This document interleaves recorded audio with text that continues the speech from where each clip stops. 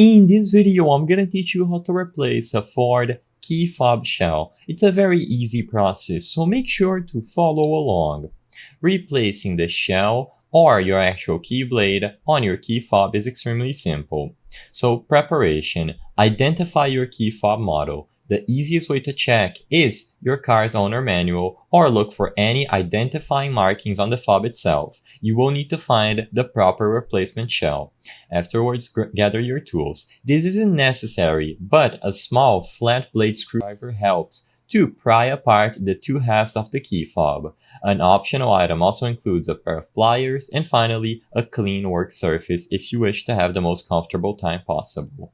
Now, of course, purchase the replacement shell. You will be able to find them online or at some auto parts stores. This is something that you should do on your own time, and I'm going to assume that you already have it ready.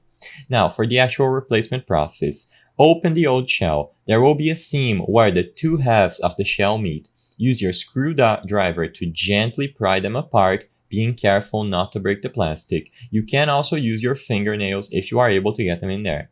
Now, transfer the internal components. After you remove the key blade and pry apart the two halves, you will be able to remove the circuit board, battery if needed, and any physical keys like I mentioned from the old shell.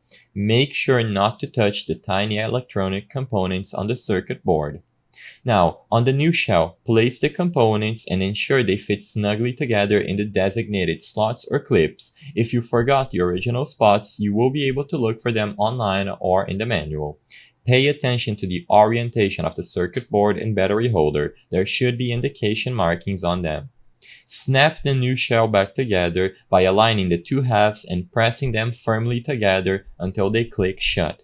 Make sure everything is secure and there are no gaps. And of course, now you are ready to test a new shell. If the buttons don't work or you notice some sort of bad connection, take them apart and carefully reassign them. I hope I was able to help you on how to replace a Ford key fob shell. If this video helped you, please be sure to leave a like and subscribe for more very easy tips. Thank you for watching.